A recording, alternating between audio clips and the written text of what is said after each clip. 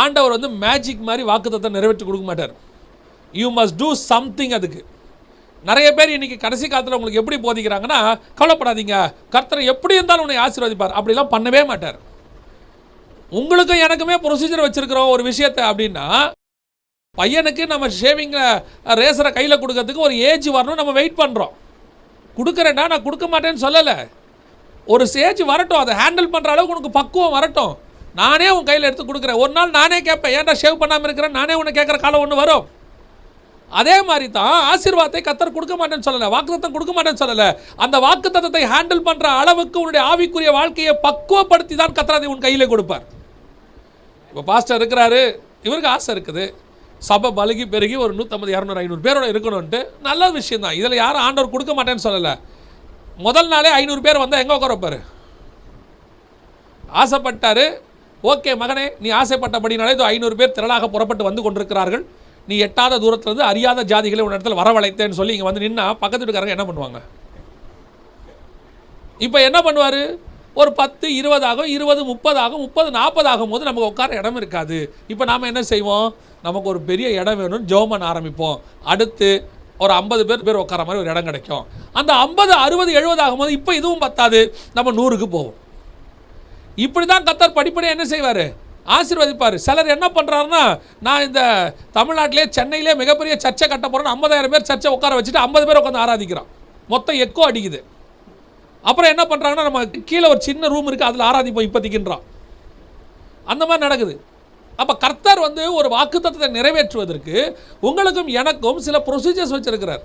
இப்போ அந்த 10வது வசனம் உங்களுடைய வாக்குத்தத்தமாக இருக்குமானால் அதற்கு முன்பதாக நீங்கள் செய்ய வேண்டிய வெரி இம்பார்ட்டன்ட், நீ முதலாவதாக மலையின் உச்சிக்கு ஏறு.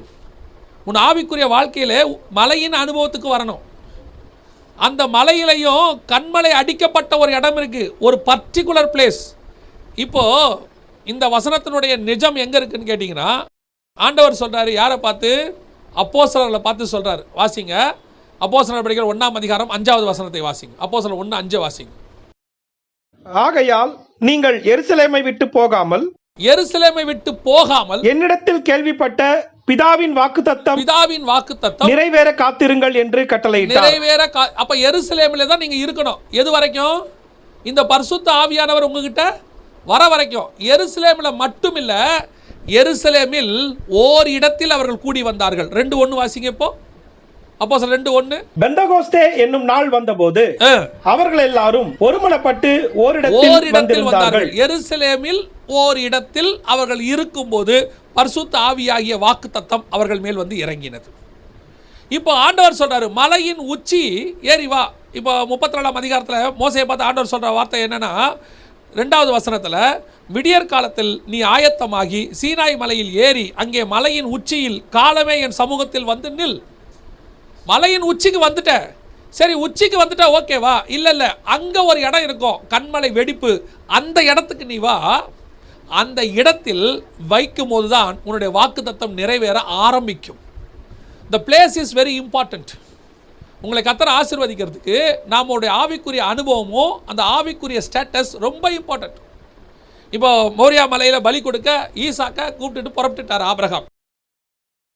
வேலைக்காரங்கிட்ட வந்துட்டார், வேலைக்காரங்களை கூட்டிகிட்டு வர்றார். ஒரு இடத்துல வந்து ஆபிரகாம் வேலைக்காரங்களை பார்த்து சொல்கிறாரு, நீங்கள் இங்கே இருங்கள், நீங்கள் என்ன செய்யுங்க, இங்கே இருங்க, நானும் பிள்ளையாண்டானும் போய் பலி செலுத்தி விட்டு திரும்பி வருவோம் சொல்லிவிட்டு அதுக்கப்புறம் எவ்வளோ நாள் தேடினார் பாருங்களேன் அந்த இடத்த. அந்த அந்த வசனம் வாசிங்க, ஆதியாகமத்தின் புஸ்தகத்தில் 22ஆம் அதிகாரம் நினைக்கிறேன். இந்த காரியங்கள் நடந்த முன்பு தேவன் ஆபிரகாமை சோதித்தார். இப்போ சோதித்து பலி கொடுக்க சொன்னார். பலி கொடுக்க அவங்க போகிறாங்க. போனபோது ஆபிரகாம் 6வது வசனம், ஆபிரகாம் தகன பலிக்கு கட்டைகளை எடுத்து தன் குமாரனாகிய ஈசாக்கின் மேல் வைத்து தன் கையிலே நெருப்பையும் கத்தியையும் எடுத்துக்கொண்டான். இருவரும் கூடி போனார்கள். 9ஆம் வசனம், தேவன் அவனுக்கு சொல்லி இருந்த இடத்துக்கு வந்தார்கள். இப்ப பாருங்க, நல்லா மலைக்கு வந்தாச்சு. மோரியா மலைக்கு, மலையில எல்லா இடத்துலையும் பலி செலுத்த முடியாது. தேவன் அவனுக்கு நியமித்த இடம் ஒன்று இருக்கிறது, அங்கே வந்து தான் பலி செலுத்த வேண்டும். மலை உச்சிக்கு வந்தாச்சு. அங்கே வந்தோடனே தேவன் வந்துட மாட்டார். நீ என்னை பார்க்கணுன்னா அங்கே ஒரு வெடிப்பு இருக்கிறது, அங்கே வந்து உட்காரணும். பரிசுத்த ஆவியாகிய உன்னிடத்தில் அவர் வரும்போது நீங்கள் பலனடைந்து எருசலேமிலே சாட்சியாக இருப்பீங்க, எல்லாம் உண்மைதான். ஆனால் அது வரைக்கும் எருசலேமிலே ஓர் இடத்தில் நீங்கள் கூடி வர வேண்டும். அந்த இடத்துக்கு நீங்கள் பர்டிகுலர் பிளேஸ், கர்த்தர் உங்களுக்கென்று ஒரு ஆவிக்குரிய ஸ்தானத்தை வைத்திருக்கிறார். அந்த ஸ்தானத்துக்கு நீங்கள் வரும்போது தான் உங்கள் வாக்கு தத்தம் நிறைவேற தொடங்கும். பல நேரங்களில் நாம் அந்த இடத்துக்கு வரமாட்டோம். ஸ்பிரிச்சுவலி ஆசை இருக்கு. ஒவ்வொரு ஆவிக்குரிய பரிசுத்தவான்களும், ஒவ்வொரு ஆவிக்குரிய ஊழியர்களும், ஒவ்வொரு ஆவிக்குரிய வாழ்க்கையில் முன்னேறினவங்களுடைய காரியங்களை கேட்டிங்கன்னா அவர்களுக்கு ஒரு ஆவிக்குரிய அனுபவம் வந்த பிறகுதான் கர்த்தர் ஆசீர்வாதத்தை கட்டளையிட்டு இருக்கிறார். சும்மா ஆண்டவர் இடத்தை தூக்கி கொடுத்துட மாட்டார். அவருக்கு ஒரு, நான் எப்பவும் சொல்லுவேன், அவருக்கு ஒரு 6000 வருஷம் எக்ஸ்பீரியன்ஸ் இருக்குது. மனுஷனை பார்த்துருக்கிறார், ஆதாம்லேருந்து பார்த்துட்டே இருக்கிறார். நம்ம ஒரு 10 பேரை பார்த்துட்டாலே எவனையும் நம்ப மாட்டோம் இல்லை? ஒரு 10 பேர் நம்மளை வந்துட்டு ஏமாற்றிட்டானா அதுக்கப்புறம் நம்ம யாரும் என்ன செய்ய மாட்டோம், நம்ப மாட்டோம். யாரை பார்த்தாலும் தப்பாகவே பார்ப்போம். ஏன்னு கேட்டு பாருங்கள். எனக்கு அனுபவம் அப்படி மோசமான அனுபவங்க. நான் பட்ட பாடுகள் ஒரு வயல நல்லவைங்க இல்லைங்க. நம்ம ஒரு 4 போலீஸ்காரர் நம்மகிட்ட லஞ்சம் வாங்கிட்டாருன்னா போலீஸ் டிபார்ட்மெண்ட்டே நம்ம என்ன சொல்லிடுவோம், அந்த டிபார்ட்மெண்ட்டே மோசமான டிபார்ட்மெண்ட். ஏன், நான் பார்த்த போலீஸ்காரங்களாம் மோசமானவங்க. அப்போ நீங்கள் யோசித்து பாருங்கள், நம்ம பார்த்த 4 பேர் கெட்டவங்கன்னொடனே நம்ம எல்லாருமே டிசைட் பண்ணுறோமே, தேவன் பார்த்தா எல்லாருமே கெட்டவன். நோவா காலம் வரைக்கும் அவர் பார்த்ததில் நோவாவை தவிர அத்தனை பேர் எப்படி தானாமா?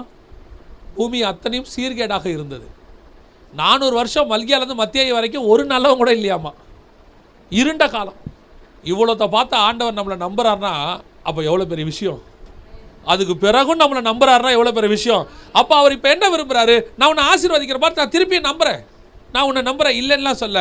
ஆனால் நான் இப்போ கொஞ்சம் ஒரு ஸ்டேட்டஸ் வச்சுட்டேன், ஒரு குறிப்பிட்ட இடத்துக்கு வாங்க, அதுக்கு பிறகு நான் உங்களை என்ன செய்கிறேன், ஆசீர்வதிக்கிறேன். உங்களுக்கு ஒரு ஆவிக்குரிய இடத்தை கர்த்தர் நிர்ணயம் பண்ணியிருப்பார். அந்த இடத்திலோட அந்த ஸ்டேட்டஸ்க்கு நீங்கள் வரும்போது கர்த்தர் நிச்சயமாய் உங்களை ஆசீர்வதிப்பார். அது வரைக்கும் நீங்கள் அந்த ஸ்டேட்டஸை அட்டைன் பண்ணணும். நான் ஸ்டேட்டஸுங்கிறது உங்களுடைய ஊழியத்தில் நீங்கள் அடைகிறதான இடம் நான் சொல்லலை. உங்களுக்கும் தேவனுக்கும் உள்ளதான உறவில் இருக்கக்கூடியதான அந்த ஸ்பிரிச்சுவல் ஸ்டேட்டஸ். நீங்களும் தேவனை எவ்வளோக்கு நெருங்குறீங்க. 40 வருஷம் ஆச்சுங்க தேவன் மோசையை நம்புறதுக்கு. 40 வருஷம் ஆச்சு. ஆடு மேய்ச்சி மேய்ச்சி மேய்ச்சி திக்குவாய் மந்தனாவாக மாறி அந்த மலையை ஒரே மலையை பக்கத்தில் மேய்ஞ்சி மேய்ஞ்சி மேய்ஞ்சி அவருக்கும் ஒரு நாள் தான் கர்த்தர், வா மோசே நம்ம 2 பேரும் பேசுவோம். இப்போ ஆண்டவரே இந்த மலைக்கிட்ட 40 வருஷமாக பேசுனேன். 40 வருஷமாக நான் பார்த்துருக்குறேன். இப்போ தான் நீ திக்குவாய் மந்தனாவாக மாறி இருக்கிறேன். அது வரைக்கும் காட் வெயிட் பண்ணுறாரு.